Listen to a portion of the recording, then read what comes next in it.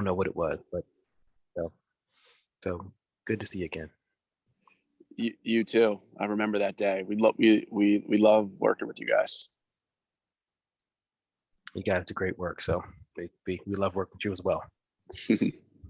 And my video will be off for the duration of this because I'm just here as tech support, really. And I'll put my video on when we start. I mean, I could right now, but Whatever works. We're going live in about 45 seconds.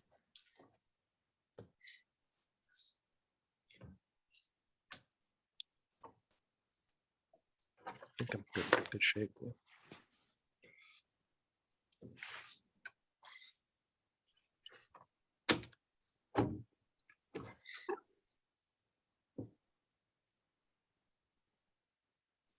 Okay, I need a better going background, live. Adrian. Thank you. We're going live now.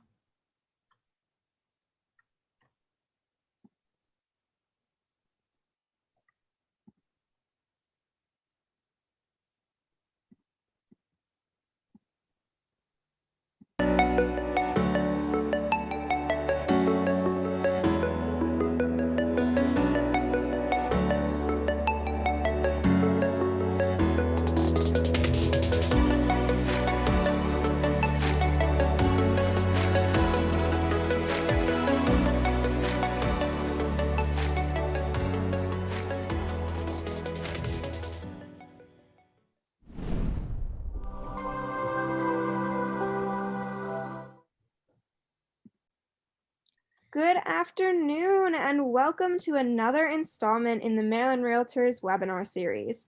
Today's webinar features Greg Hare from the Maryland Department of Housing and Community Development along with Tebow Mannequin from Seawall.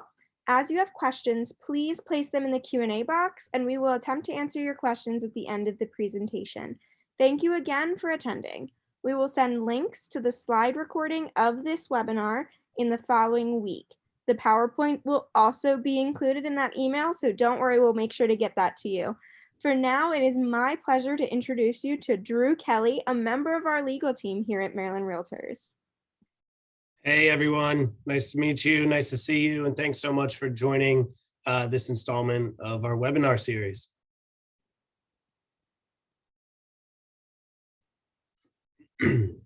Greg and Tebow, do you guys want to put your cameras on? Hey, Drew. Good afternoon, everybody at home or in the office, wherever you are. I'm Greg Hare with the Maryland Department of Housing and Community Development. I don't know if Tebow wants to introduce himself, if you want me to just kick off and come back to you later. I think we have, I don't know, Tebow might have some, Tebow's.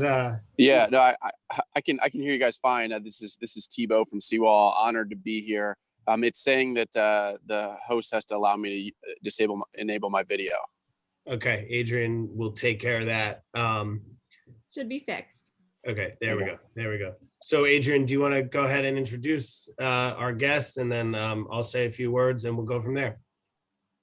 Sure. So as I mentioned, we have Greg Hare from the Maryland Department of Housing and Community Development and Tebow Mannequin from Seawall. So Greg, if you want to go ahead and get started. Oh, sure thing. Thank you, Adrian. So I'm just gonna share my screen here. Folks, let me know if it doesn't come up. And let me just quickly say a few things about Greg. Greg was appointed as the Director of Multifamily Housing at the Maryland Department of Housing and Community Development in June 2017. He serves as the Director for the department's Regional Housing Authority. He's a longtime resident of Baltimore and has worked to advance affordable housing in the region for over a decade. Prior to joining the department, Greg served as an administrator for the Housing Authority of Baltimore City in the Rental and Assisted Housing Division.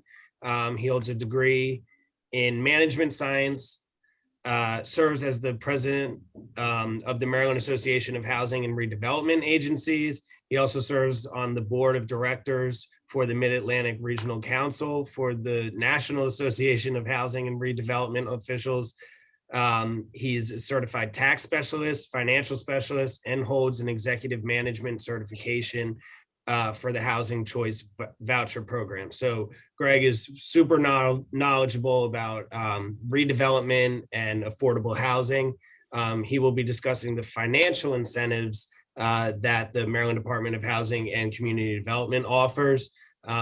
So he'll be talking about those incentives for our members, which is you guys, to undertake development projects and affordable housing projects.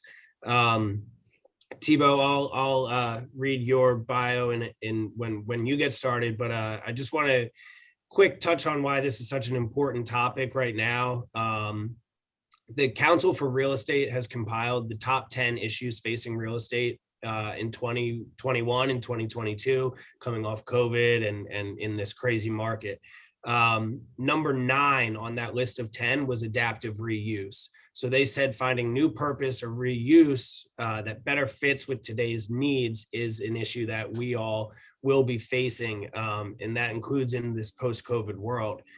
So they expected this issue of adaptive reuse and taking properties and adapting to the way we use property now as an issue that'll probably go beyond 2022 and into the mid-decade. Number 6 on their list was housing supply and affordability. So growth and development has slowed since 2001, but the need and costs have increased. So their suggestion was creating affordable housing in redeveloping spaces. It's kind of as simple as that.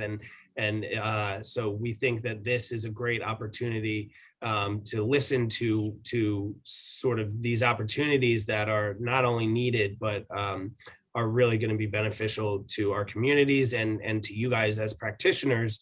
We want to give you all an opportunity to provide affordable housing, to be a large part of revitalizing our downtowns and main streets, and make some money while doing it. So go ahead, Greg. Great. And you can see the screen, right, Drew? Yep. Great. So again, I won't, I think Drew covered it. I didn't realize how long that opening would be. I guess I need to rethink that, but thanks again, Drew. No, you're obviously well qualified. So I will say, before I get started again, I'm Greg Hare. I'm the director for multifamily housing, and I really want to offer my greetings from Secretary Holt at Maryland DHCD and Governor Hogan and the entire administration. We get a lot of support from the governor and the legislature, and these programs I'm going to cover this afternoon are really robust, and we could thank the governor and the legislature for their support of them. So they're widely supported across the state.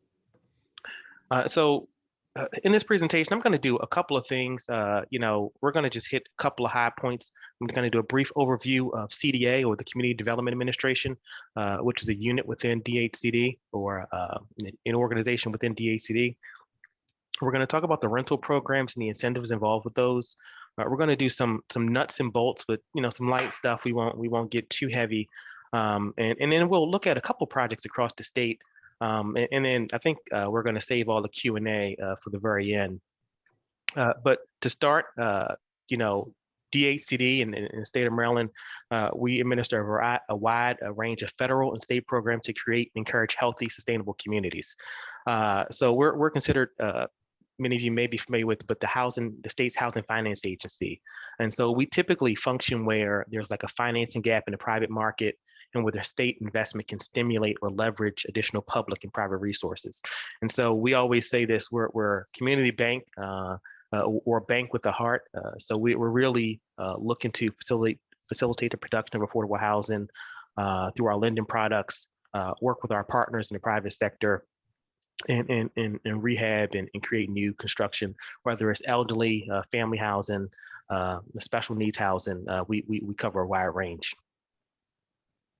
Our primary objectives really is to create and preserve quality affordable housing, strengthen communities, expand economic opportunities. We support MBE, WBEs, and we like to create employment opportunities for Maryland workers. And so I think, just one program that we closely monitor, we call it Rental Housing Works. I think we've created over 16,000 jobs, through the creation of affordable housing So that's something that we really like to talk about because it's really important in the time like now. It's a pandemic and a lot of people out of work. We're not just creating affordable housing, but we're also doing what we call this really economic activity to stimulate things. So the next piece really that kind of sums up what we do in CDA is really the rental programs and incentives. And I think this is kind of really important for a couple of reasons. So I guess the first thing is really important to point out is that the public sector is involved in housing finance because the private sector generally can't provide affordable, decent and safe housing to low and moderate income households without some form of public assistance, right? So, and so in the affordable housing space, that's really what we are doing. In the primary vehicle, I'm going to touch, a lot of this presentation is going to cover, and I'm going to touch on is the low-income housing tax credit. And so I won't read word for word here on the slide, but Section 42 of the Internal Revenue Code, it covers the low-income housing tax credit. Is allocated to entities that build or rehab rental housing.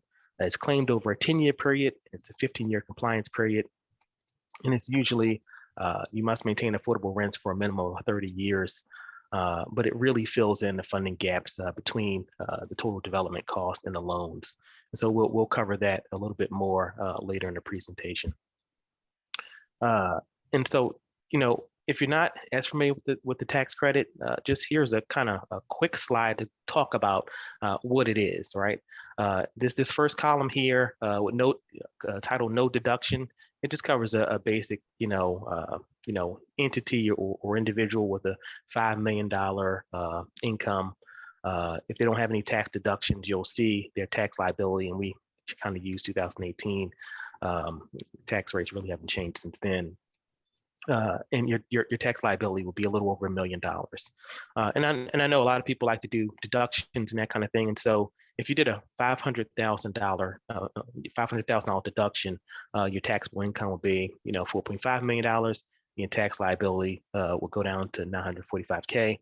And this last column here, which is kind of really important to note, the low-income housing tax credit is how powerful it is if you had that same $5 million income, if you had $500,000 in low-income housing tax credits, is applied directly towards your tax obligation, and so your net tax liability drops dramatically to $550,000. And so that is why the low-income housing tax credit is so powerful. I talked to Drew a little bit earlier, maybe last week, and we talked about this, but the reality is, we're not afraid of tax loopholes is our business. And so, that's not something that we're afraid of at DHCD. That's how we create affordable housing. And so if you're not familiar with it, it's a program that people should become familiar with. And so there are kind of two flavors of it. And I'm going to focus a lot of the presentation on the 4% tax credit, but I'll touch on the 9 a little bit. So the 9% credit is competitive. We have funding rounds typically every year. In the past, it's been in the spring, but due to COVID, we changed it up in 2020. But, the way to think about these is the 9% low-income housing tax credit covers about 70% of total development costs in a particular site. So that's at a high level why it's so competitive, because it's doing a lot of heavy lifting. And on the other side of it, you have the 4% credit, and it's just what it says. It's about covers about 35% of the project cost, and so it's non-competitive. You can apply for it at any time. It's typically coupled with our tax-exempt bond program, what we call our multifamily bond program. There aren't any application deadlines, and there aren't any hard limits on the supply of credits. And so we're going to spend some time talking about this, because if you're not familiar with the tax credit program, going into the competitive space, you might spend a lot of time and you might not have as much success. But if you are familiar with it, you have experience developing these type of sites, you may have success. But both of these are our resources, and combined between the two, just for some numbers, about 75% of the work is done with the 4% tax credit, and about 25% with the 9%. So all in all, you're talking about 4,000 units a year. but the 4% credit really does the most production, mainly because it's more readily available. And so we manage this really at the state level through what we call the qualified allocation plan in our multifamily rental financing guide. And of course, as I mentioned, the competitive funding rounds. Both are on our website. It's publicly available. We have public listening sessions regularly to take feedback. And so if you're really interested and you have some suggestions on how we can improve it, we always appreciate that feedback.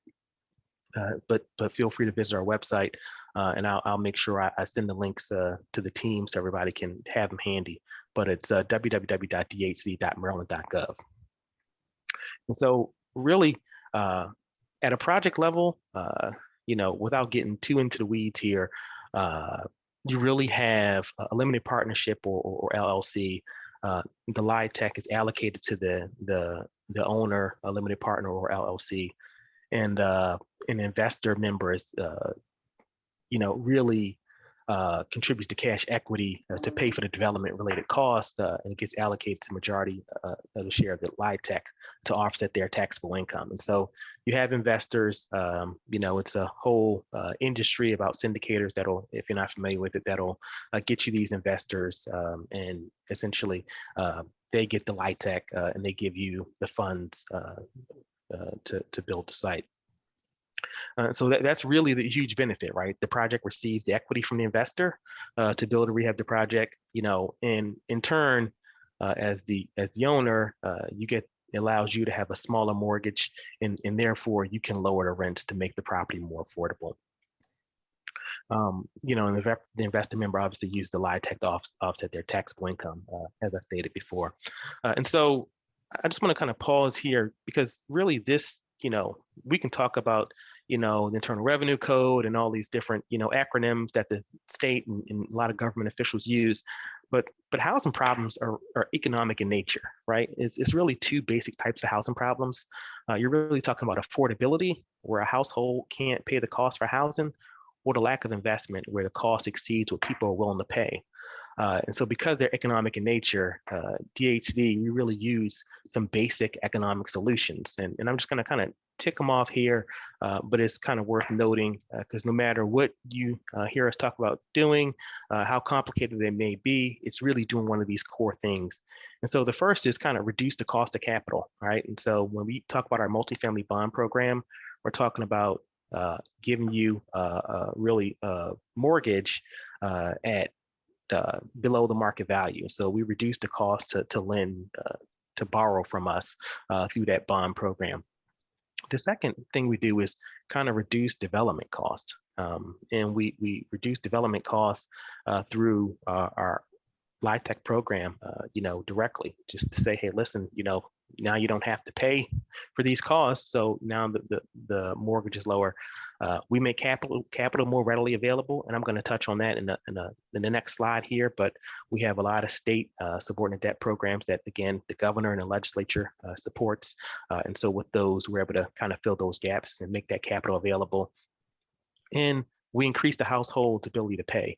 And I won't cover that a lot here, but that's through some of the rental assistance programs or other capital that we use to just, filter it into the actual rent the tenant is able to pay. And that's what you call your traditional, whether it's the housing trades voucher program or a HAP contract. You're really, you have market rent, but the household is just able to pay it because they have that assistance. But all the housing programs fall into one of these categories that we administer.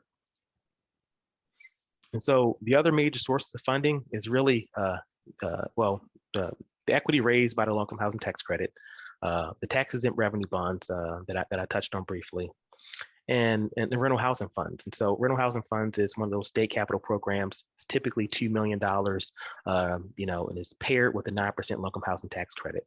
I'll go over a quick kind of side by side to kind of show the typical sources and uses whether it's 9% low-income housing tax credits or using our 4% credits. The other one is Rental Housing Works.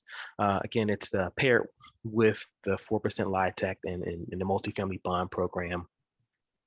And this program is heavily supported. I think we have about 37 and a half, or maybe it reach over $40 million in the FY22 budget for rental housing works. And so it's about $2.5 million per project. And then we have some other smaller capital programs, including our partnership rental housing program and Shelton Transitional Housing Funds, which support Shelton Transitional Housing sites. And so for a little more details here, the tax exempt revenue bonds, again, they provide, loans below market. You automatically get the 4% credits when you use the bond program. Again, it's non-competitive funding, so it allows you to kind of work through at your own pace versus meeting a deadline that we set with the 9% credits. And applications are, we say first come, first serve, but it's first come or first ready to proceed is like what we like to call it. So just because you came in the door, as long as your app has to be ready for us to move it forward. But we found that works a whole lot, and we generate a lot of production because of it. The other thing here is really the state loan, other state loan funds. We talked about rental housing funds already, rental housing works, but they offer flexible gap financing. We're subordinate to the first mortgage when required, and really we'll have cash flow payments when appropriate. So in most cases, those capital programs are kind of cash flow loans. So that's kind of important to know, because we're not going to be in first position with a state capital program like rental housing works, right? You have to go out there and leverage some other debt, whether it's through the bond program or otherwise. And so I said I was going to talk about nuts and bolts, and so I won't go deep into it, but I think it is worth noting that there are some core requirements. And so what you have here are really the core requirements associated with the tax credit program as a whole. So the first is what they call a minimum set aside, and I'll talk about that in a little bit more detail in a second. The next is really rent restrictions. That's kind of the core of the program. You're getting all these tax credits and capital from the state, and in turn, you have to restrict the rents to make them affordable to households to live in those units. And the last real piece that's in the core requirements is extended use agreements, right? And so an extended use agreement is basically, that even beyond that 15-year period, you still have to make sure those units are continue to be affordable. Hopefully you can't hear my dog snoring in the background, but he's snoring pretty loud. Or maybe he's dreaming about chasing a cat or something. But we have our extended use agreement, and that really is typically 40 years where you have to make sure those units maintain their affordability. I don't cover resyndication in this presentation, but we typically see these tax credit sites recapitalized after 15 years. So if folks have questions about that, I'll cover in more details in the Q&A. So what's required as far as the minimum set aside? So there are really two main criteria for the minimum set aside. First is at least 20% of the residential units in the building are both rent restricted and occupied by individuals whose income is 50% or less of the AMI. We call it the 2050 test. Or at least 40% of the residential units in the building are both rent restricted and occupied by individuals whose income is 60% of the AMI, or the 40-60. There is a third option that the IRS introduced with the tax reform called income averaging. They introduced it into 2018, and it allows for multiple tiers of income. So you can go all the way down to restricting unit to 20% of the AMI, and as high as restricting unit to 80% of the AMI, as long as the resulting average is 60%. I put this on a different slide here because it seemed like it was some initial uptake for income averaging, but a lot of investors, have been skeptical based on, the slow release of guidance and regulations from the IRS.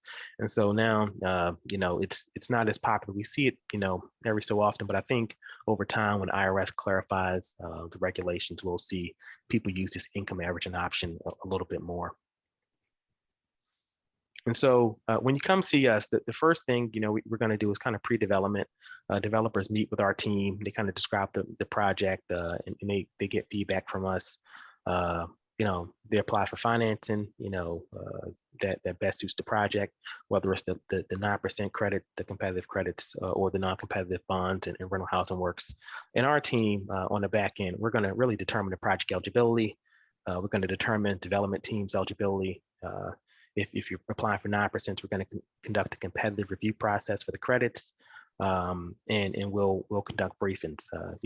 If you're either closed with the 4 or you're awarded the 9, you'll come in. We'll eventually underwrite the project and determine the appropriate amount of gap financing, rental housing works or rental housing funds or whatever you may be using, and we're going to review the construction documents, plans, and specifications.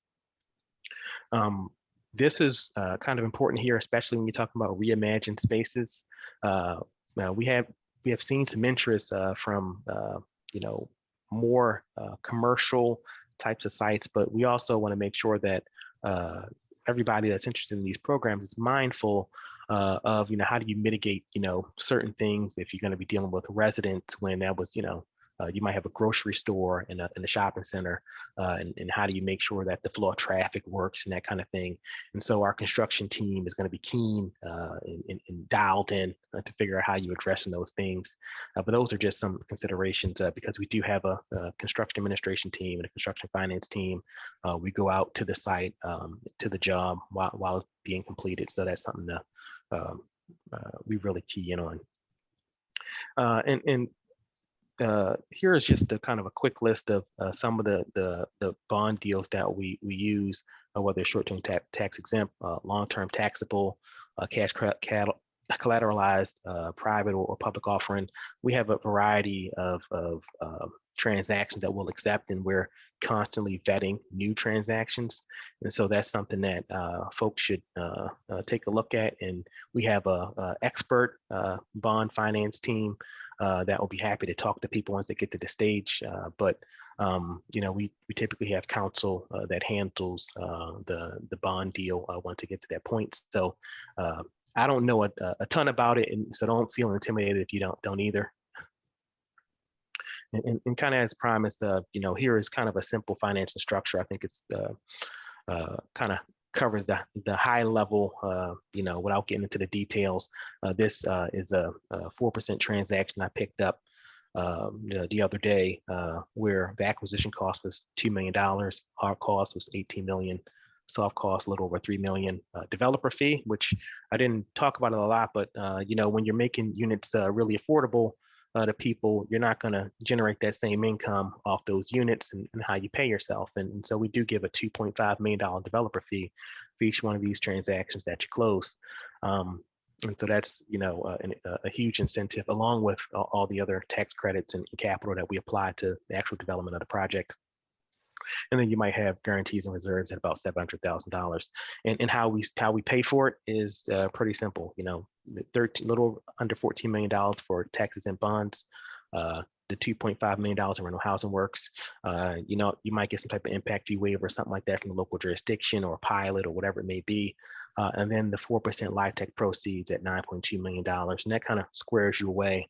But, again, that's kind of really 30,000 foot, kind of the uses and the sources, for one of these transactions. But once you get to that point, really, developer receives a reservation of funds from THCD. The developer and owner submits additional documentation to us if we need to, and we close the transaction. And once we move on from that point, it's kind of passed on really to the general contractor, and passed on to our construction administration team. We'll conduct site inspections during the construction phase. Make sure that if you have certain federal funds in the deal, that you are following Davis-Bacon or any NEPA or environmental protection stuff. But that's really kind of what we do from the multifamily financing standpoint. And I know I don't want to take up too much time, but I'm happy to cover these at the end of the presentation. But we do have a list of what we call our competitive projects that we funded in 2019. We funded a group at the beginning of 2021 as well, but I didn't have a cool map, so I didn't present those. But we're funding projects all across the state. Just great stuff. Here's one in Montgomery County. Residents at Forest Glen, just kind of high level. This 176 units, it is $24 million. So I mean, this $24 million only covers the 53 units. There's another transaction. This is what we call a twin transaction, where it's kind of two buildings, a 9% transaction and a 4% transaction. But this project cost of $24 million is only talking about the 53 units. So I just wanted folks to keep that in mind. I know you don't build 176 units in Montgomery County for $24 million. And we have a lot of others, but they're all across the state. I'll click on Macquarie Hill here, mainly because I just came from there.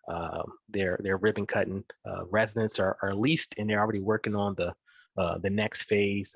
But they had an event there a few weeks ago. Beautiful site in Hagerstown, and they're already moving on to the next phase.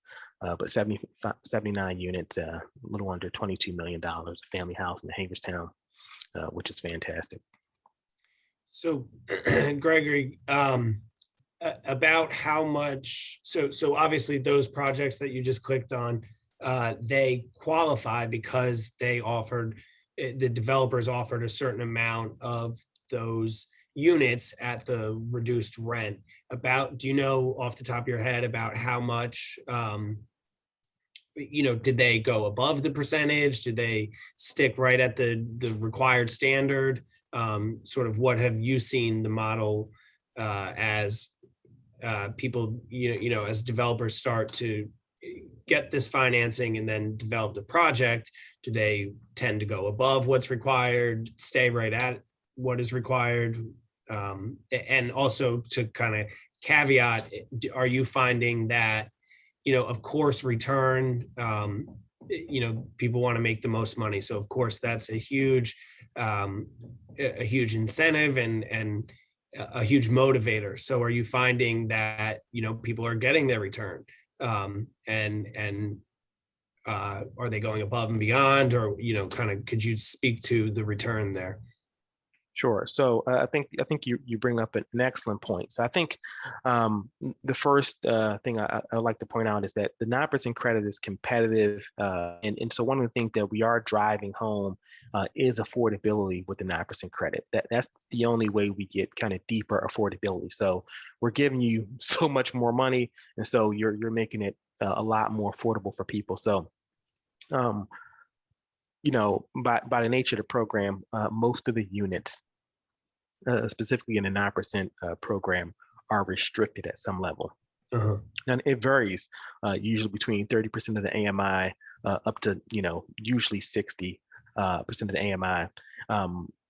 But it is but usually the units are restricted. Most of the units in the site are restricted. They might have a small portion, maybe 10%, that are market rate in some cases. But I think it's important to note, what is restricted really mean. I don't know if anybody has the numbers handy of what is 60% or 80% of the AMI in Montgomery County, but you'd find that that's a pretty hefty salary. So, if you had a site, but the average in the bond program, 4% LIHTC combined with bonds, is restricted at about 60% of the AMI. That's really the kind of the sweet spot, right? And so that's your teachers, your firefighters, a person making, $60,000, $70,000 a year, one person, right? If you have a larger household, it goes up even higher. So I think we should understand, if folks on the line are, have rental properties, and if you kind of canvassed your rent roll, you'd find that probably 80% of these households qualify to live in the low-income housing tax credit site. So it is, we refer to it as, workforce housing in many cases, because the range of households, I just actually did an analysis early this week, and only 10% of the units that we fund in any given year are restricted at the lowest level at 30% of the AMI. And they're usually, the bulk of them, about 70%, are restricted to households at 50 and 60% of the AMI. So people making 60, $70,000, $80,000. And so I know I took up a lot of time, so I think I'll stop there, and I'll stop sharing, and I'll pass it back to you, Drew, and let Tebow get started. All right, and Greg, while we're kind of on the topic, we just have two quick questions from Molly. Thank you for your question, Molly. She has a question. What is the length of stay for low-income residents on average per unit? And also, do those low-income residents have casework required? So are there, well, go ahead. Yeah, so there is no length of stay. Again, these are, everyday people like you and me, teachers, firefighters. If you find an affordable unit in some of these jurisdictions, I mean, I didn't cover a lot of the sites, but this is high quality stuff. And so people typically don't want to stay unless they're ready to purchase don't want to leave unless they're ready to purchase a home. And so there isn't any case management requirement. I mean, I'll be honest with you, this is, this is no different than market rate housing. The only difference is you're making it slightly more affordable, through with these credits. Okay. And so the term low income, it sounds like, is often, I think, a misconception, maybe.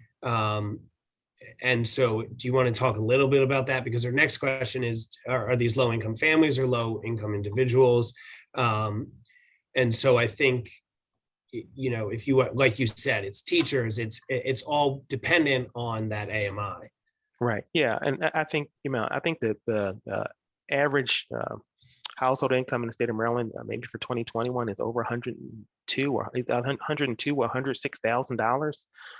And so, as you can imagine, what 80% of that is, it's a pretty high income, right? So if you're at 80% of the AMI and you're one person household, you qualify. It changes the more you increase the size of the household, right? If it's a 2-person household, the AMI might be, you can probably make a lot more money. You could probably make, $85,000 or $90,000 to live in the unit. So, again, the program is called what it's called, is, LIHTC, but realistically, we're helping a range of people, and right. And so I wouldn't.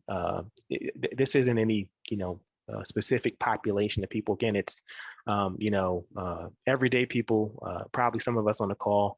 A lot of us on the call can probably live there. Okay. Yeah, that's really helpful to have explained. And I think we're going to move on and circle back. There's just a lot of questions about, who qualifies, how to apply to these housing. We want to focus on this webinar on basically the development of it. So, if you guys have questions about how to develop it, how to get involved with the financing, we want these projects to go. So anyway, I'm gonna go ahead and move on. We'll come back to questions, but we're getting a little short on time. I want to introduce Tebow Mannequin. Tebow grew up in Baltimore, he's from Seawall. Tebow grew up in Baltimore with a great interest in uniting divided cultures.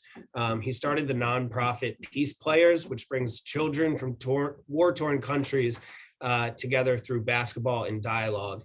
Peace Players was the proud recipient of the Arthur Ashe Courage Award at the 2007 ESPYs, which is incredible.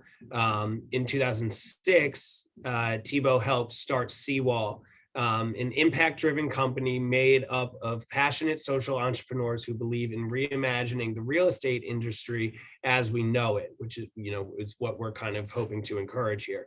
Seawall believes that all facets of the built environment should be used to empower communities, unite our cities, and help launch powerful ideas that create important movements. Since its inception, the company has focused its energy and resources on providing discounted apartments for teachers, collaborative office space for nonprofit organizations, workforce housing, what Greg just spoke about, community-driven retail, public markets, launch pads for chefs, and creative space for charter schools. In 2011, Tebow was honored by President Obama's White House as a champion for change, and Seawall's project have received numerous local and national awards. He also currently runs a podcast that speaks all about what we're talking about today, and he can go into that a little more, but the podcast is called Larger Than Yourself, and he's also coming out with a new book that talks extensively about a lot of these projects and kind of creating a movement, and that book is also called Larger Than Yourself, comes out in November 2021. So without further ado, Tebow, I'm going to share my screen here with your slides. Yeah, thanks, Drew. And Greg, I'm laughing because we forget about the bios that we send in that tell so much of the story that we can just hop into them. But honored to be here. Sorry, I'm on my cell phone. I don't have good reception where I am, so it's bouncing a little bit. And Greg, you guys have been amazing partners. We're going to talk about the work that we've done at Seawall, but we haven't done a single project that hasn't had DHCD somewhere in the capital stack.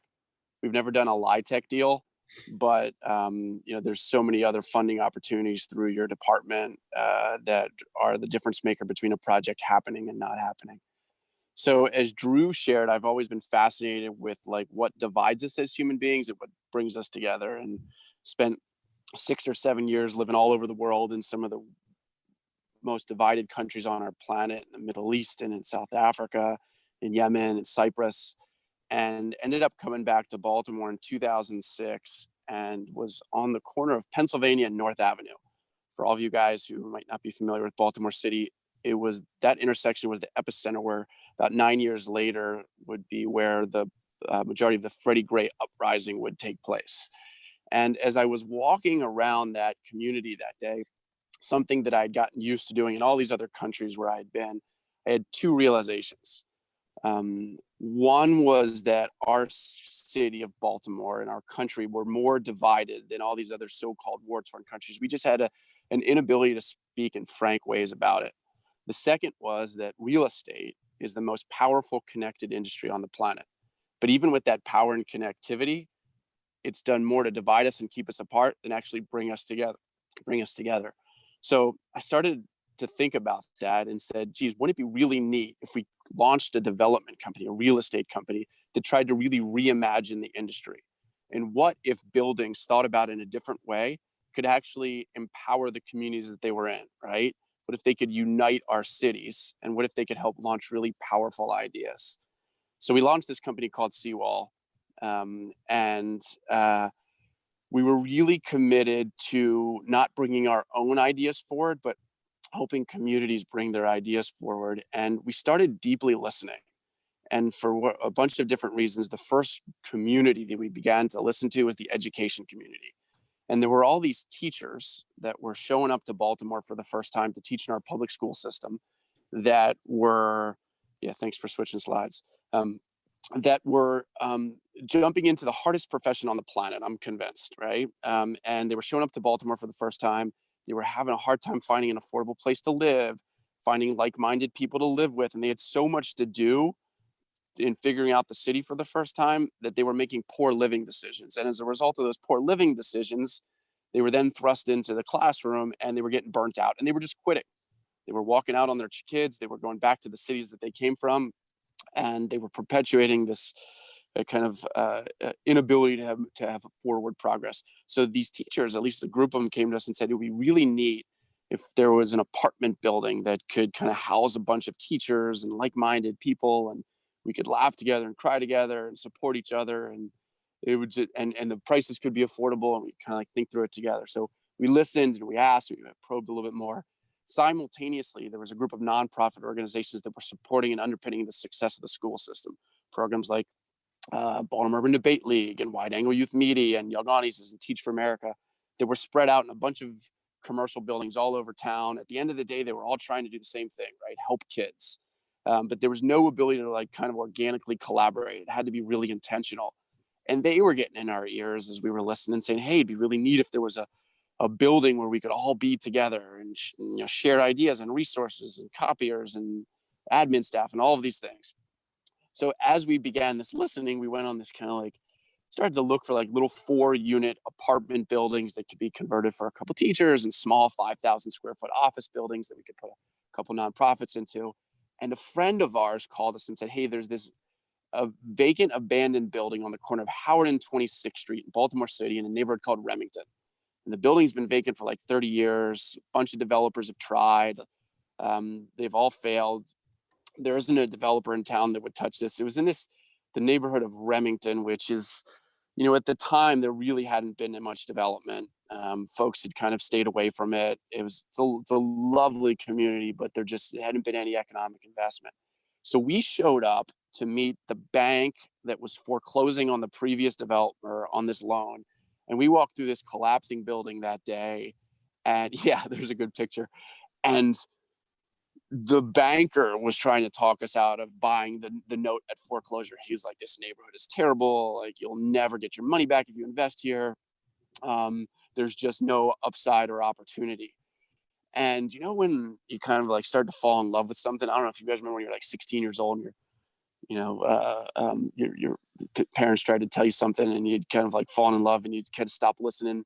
Like, that's what happened here. We started bringing our financial advisors down and like our most trusted friends, and we told them that, like, what if we dreamed even bigger, right? What if we were able to create a huge building, 100,000 square foot center for educational excellence that would roll out the red carpet for the people doing the most important work in our cities, anyone focused on kids and education.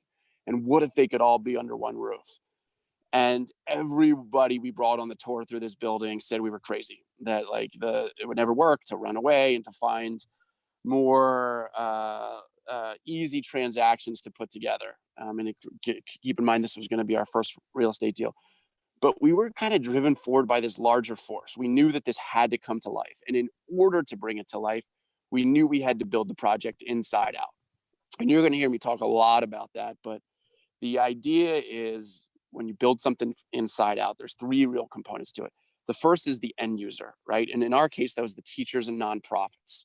So we knew that if this was going to work, those groups had to have the same sense of pride of ownership and authorship in what was getting created. So we quickly assembled a focus group of like 10 teachers, and that focus group of 10 teachers spent 12 months with us. They were in our design meetings. They laid out every square foot of their apartments. They chose their amenities. We even let them choose their own rents based on the salaries that they were making, so that we could back into a financial model that would work. We did the same things with the nonprofits who helped to figure out and program the commercial side of what this building was going to be. And we included those 2 end user groups from the very beginning. The second group, and I think is as equally important to include from the beginning, as the community, right? Like, it's really important that we understand these ideas that we work on aren't ours. And these pieces of land that we buy, or these buildings that we rehab, they have been sitting in these communities, especially in urban settings, for generations. In this case, this building been here for 150 years, right? And who are we to come in and tell the community what we're going to build for them? So we started to meet the neighbors, and we went to the first community association groups. We were very clear, like, that this was their building, right? And that there was a group of teachers and nonprofits who wanted to convert it into homes and offices for themselves. But at the end of the day, it was the neighborhoods that needed to sign off on this. And so through like a series of like a ton of different meetings, we slowly but surely began to get the neighborhoods to trust us as developers, that we were there for their best interests, and that we were there in support of those who are doing important work in our educational system. And I'll never forget this meeting that we had in kind of maybe second or third community meeting. And we're presenting this idea again for this Center for Educational Excellence. And everybody loved it, right? But at the end, this young guy raised his hand. He's like, hey, what's missing from this neighborhood, and be really cool if you guys could do, would be put a little corner coffee shop, a little cafe into the building. And I thought the guy was crazy. Yeah, thank you. This is the finished building. I thought the guy was nuts. Like, this intersection wasn't a place that anybody would like walk to. There wasn't a place that folks would feel safe coming to, and it did not feel like a good location for a cafe. But our commitment was that this wasn't our building. belong to the teachers, the nonprofits, and the community. And if the community thought they were missing a coffee shop in the neighborhood, then that's something that we were going to deliver. And we ended up putting together this like really great little cafe that a co-op group called Charmingtons took on. And it was so special. I'm going to fast forward a little bit here that, 4 or 5 years ago, go back one more slide. President Obama showed up for a talk at this coffee shop, just based on the power of the people of the co-op who had come to put it together. And then the third group, when we talk about building inside out, is the team, right? Who are your supporters? We call them guardian angels, the people who are going to help you bring the impossible to life. And I'll show you guys the capital stack as we get a little further into this. But as we began to crunch the numbers, as we understood where the teachers and the nonprofits wanted the rents to be and the cost of the build out, we realized that there was a $14 million gap in our capital stack, and that like we were gonna have to get really creative on how to finance it. So we began to like kind of reach out like one person at a time, and we got connected with the folks from Enterprise, and we learned about historic tax credit or new market tax credits. And we learned about historic tax credits, and those two combined provided, I don't know, 10, 11, $12 million of like free equity in the deal, similar to the low-income housing tax credits, which allowed us to keep our rents low. Then we had a further gap, and we reached out to our friends at the Department of Housing and Community Development, both in the city and the state, and they were able to kind of contribute some creative financing to the capital stack. And miraculously, at the end of all of this listening and all of this building from the inside out, we closed financing on this project and started construction. And within 9 months before finishing the project, the apartments were fully leased, and so was the office space. Here's a picture of one of the two-story loft apartments that were featured in this building. By the time we finished construction, there was a waiting list of over 300 teachers waiting to get in, and over a dozen nonprofits who we had completely run out of space for. And it's a powerful thing to talk about because it shows the importance of sharing in the pride of ownership and authorship of what's getting created. We didn't spend $1 on marketing or advertising. We had no real estate agents that helped to lease or any of the commercial space or the apartments. What happened was that these groups of teachers and these nonprofits had been given the ownership for them to take off and begin to talk about it as if it was their own, which it was. And when that happens, the word of mouth goes viral in a way that there's no ad dollars that can buy. So we finished construction of the first Center for Educational Excellence, opened the doors, fully leased, and thus began the journey of seawall development and our kind of commitment to really deeply listening. Drew, if you could flip slides. So here's a quick look at the capital stack. It was about a $20 million project. You can see about $6 million of new market tax credit equity, kind of free money into the deal, about $5.5 million of federal and state historic tax credits for adaptively reusing an old forgotten building, and then some gap financing from the city and state. And then at the end of the day, on a $20 million project, a $5.8 million senior loan. The loan was so low that it allowed us to keep our rents incredibly affordable at the prices that the teachers and nonprofits said would work for them.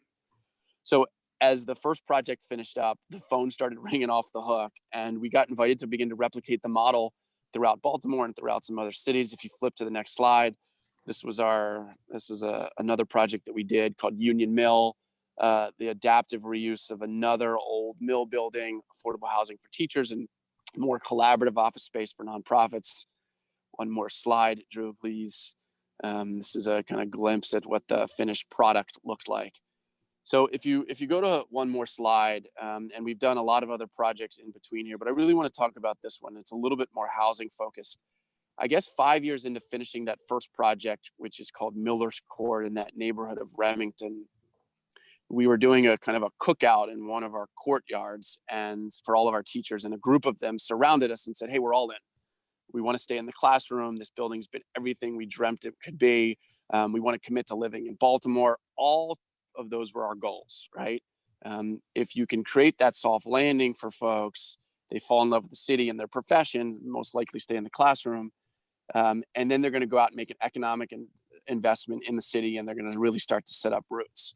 And then the third thing they said was, but we want to buy the house in Remington and we want you guys to build it for us. And we had no idea how to build a house, right? We had like miraculously made our way through this like 100,000 square foot factory, but like a small project wasn't something that we had any experience in. And they challenged us. They pointed around, they showed us 30 vacant homes, somewhat like artistically rendered in blue here in the slide. And they said, if you guys buy those homes, this is what the condition of those homes were, and fix them up, we'll buy them back from you in partnership. And, at this point, we'd become really good at listening, and we asked them more questions, and we assembled a focus group, and we began to kind of dream big with these teachers. And same thing, we did the same thing with the community. Just, there's all these vacant homes. How would you as a neighborhood feel like if we bought them and worked with teachers, and in this case, police officers too, to design them, price them at affordable prices, and build them and turn the keys over? And had great reception from the community. We assembled a team of guardian angels to help finance this complicated project, because it would cost $150,000 to rehab each home. But the market was telling us we could never sell a home in this neighborhood for more than $100,000. So again, we had involved all three groups: the end users, the community, and the team of guardian angels, in what the project could be. And kind of like assembled the capital stack, rushed to finish a model home. And I'll never forget this day. It was a beautiful October morning, crisp fall day. We were hosting an open house to try to get some folks to come by to start buying these homes that we were building. And we thought that like maybe 10 or 15 people would show up to the first open house, which would be a great first open house. And at 10 a.m., there was a line of 300 people that wound around the block. And all 30 homes sold within the first hour. And to teachers and police officers, and there was all these like subsidies involved to help them get the financing in place that they needed to close. And it goes again to show the power of like helping other people like realize their dreams through buildings. And again, kind of like further propelled us on this mission to not only do really transformative work in the neighborhood, but do transformative work in other cities and throughout the city of Baltimore. So I feel like I'm low on time here. If we can just like motor, here's the finished houses after they've been rehabbed. I'm going to motor through these. This is a look at the neighborhood's master plan of Remington. If you can flip to the next slide, they had envisioned reclaiming 4 underutilized abandoned blocks at the heart of the community, and turning them into neighborhood retail. This is a adaptive reuse of an old body shop that we turned into a project called Our House. If you flip to the next slide, some of you might have been here. And again, this was a group of chefs who came to us and said, we want you to do for us what you've done for teachers, and started that process. This was reclaiming abandoned commercial properties throughout the community and putting barbershops and flower shops and all of the things that had thrived in communities back in the day, but that for whatever reason hadn't taken place. You can keep flipping through. I'm going to be super quick here. I know we're running out. We've done charter schools, adaptively reusing old factories and warehouses into charter schools. The project that we are most excited about is Lexington Market that we're working on today. If you go to the next slide, we're in the middle of a $40 million, sorry, put that in sideways, $40 million adaptive reuse. And this is an opportunity to prove that a single building brought to life in a really inclusive way can unite our city at one of its most divided times. And that's what the Lexington project will be. Just you can motor through these last 2 slides. We did the Union Collective project over in Hamden. And anyway, Drew had said something. I have a book coming out about all of this fall. You can go to tebowmannequin.com, and there'll be ways to kind of pre-order the book. But it's the importance of creating projects that have a soul and that aren't driven by our own egos, but they're driven by what the people that are going to benefit most from them, right? And the communities that they're in and the end users, what it is that they want. And we see that as how development should be done. So that's great. And thank you so much for sharing all of these kind of great examples of what adaptive reuse, can look like. But the kind of underlying question that I'm sure a lot of developers and property managers and commercial practitioners in the state have is, how are you making money? What's the return? And I know that your business model doesn't focus as much on that. And that's what, kind of guides you guys. And that's great. We hope that rubs off on people. But the question remains, how is it affordable to run a business that veers away from having as much return as possible? Is that a question you want me to answer? Yes, please. Yeah. So look, or honestly, if you want to just talk kind of about what your returns are, vaguely, nothing. Yeah.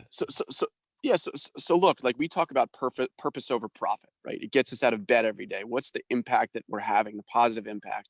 And we are leaving hundreds of thousands of dollars on the table by discounting the rents the way that we are. Right. Because we are creatively financing them from the beginning, the majority of the projects that I just shared with you had no equity requirement, right? There was no need to actually put up any of our own money, which we don't really have, and we'd have to go out and get from outside investors. So we were able to retain 100% of ownership, discount our rents to the groups that needed them. There is not a lot of cash flow at these projects, and the developer fees are like, okay.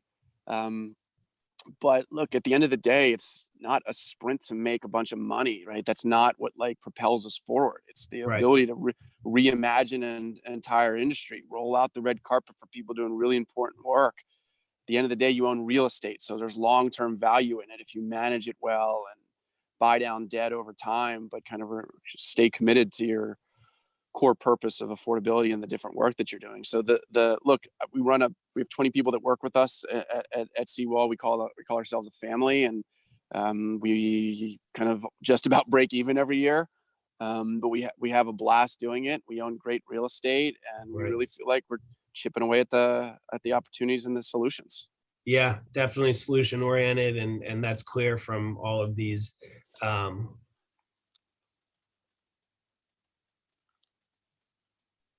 Uh-oh, I lost Drew, at least on my end. I did too. Well, while we're waiting for Drew to come back, I just want to take the opportunity to let everyone know about our next webinar in the series. So our next webinar will be the Broker and Manager Forum, which will be on July 29th. So we're really excited about that. It's a chance for questions to be asked. Our president, Dee Dee Miller, will be there. Our CEO, Chuck Caskey, will also be there. So we'll give Drew a second to get back on, but stay tuned for that next webinar. Hey, sorry about that. I don't know what happened. Did you just kind of sign off, Adrian? No, I was just telling them about the next webinar while I had the moment to. So okay, great. Yeah, and we're right at 2:00, but if there are any kind of pressing questions that anyone has. Oh, we did have a question about opportunity zones. Are these projects kind of tied into opportunity zones? Do they qualify as opportunity zones? What either one can answer, and I'll stop sharing my screen. I think we haven't done any opportunity zone work. The projects that we've done aren't in opportunity zones, so we have not. Okay. Yeah. And for LIHTC, we do projects in opportunity zones. But we fund everywhere. I mean, we have kind of three main prongs, community revitalization, communities of opportunity, and really opportunity zones, which a lot of community revitalization and qualified census tracts and opportunity zones overlap. But they're all our work is all throughout the state. We do about 40 projects a year with $1 billion in project costs. So. And Greg, you said something to me when we spoke about a week ago, just kind of about this project, which was that, you give a lot of money up front over, and with the 9%, it's 70% of the project costs. And so you expect a lot in return. And that's sort of hopefully what people are taking away here, is that there's a lot of money to be had, to fund these projects. Right. Right. And I think Tebow kind of covered it, right? I mean, the reality is, it's being paid for by all these credits and other resources, and you have this really low mortgage. And so the end game is if you take care of the site, that profit is when you sell in the end. Obviously, but we don't want you to starve, and so we have that $2.5 million developer fee in most projects, and in many cases with the 4% transaction, it can go over that is formula based, and so that's how people pay the light bill with that developer fee, and then in the end, you own the real estate. Yeah, that's huge. We have a question. How do I work with Tebow and his team? You guys are doing great work. I loved seeing the realization of Remington. So you guys, Seawall is just seawall.com. And I think you had your, if I share again, you had your email up there, so we'll share these PowerPoints, these slides, both slides, Greg's slide, Tebow's slide. Greg's was a ton of information about what finances are available to go and actually do this, actually put in the work, help get involved, turn your communities, these abandoned buildings and reuse the spaces. So what projects are in process in the future to see what shared opportunities? So again, Greg's PowerPoint, that slide with the map, that's interactive, right, Greg? Right. I think the one I sent you was, but if not, I'll send another one. Okay. And so you can click on those projects, see what's coming up. Tebow talked about the Lexington Market. Is that right? And so that's a huge project. He said a $40 million project that they're working on. Everyone's saying great information. So this was huge. And I really, really appreciate, your both panelists' time and then also everyone who showed up. So thank you all. And while I have Tebow here, I will say, man, hey, listen, come to the LIHTC world, man. We're waiting for you. We're right. trying. We're trying so hard. We're gonna get there. Right. Absolutely. All right. Thanks, Drew. Thanks, everybody. Thank you, everyone. Appreciate it. Thank you to our awesome panelists, Greg and Tebow, for a great webinar. Thanks for moderating, Drew. And thank you to all of our attendees. Again, our next webinar is the Program Manager Forum on July 29th at 1 p.m. So thank you again for joining us. You'll get a PowerPoint and recording of this within the next week. Have a great rest of your day.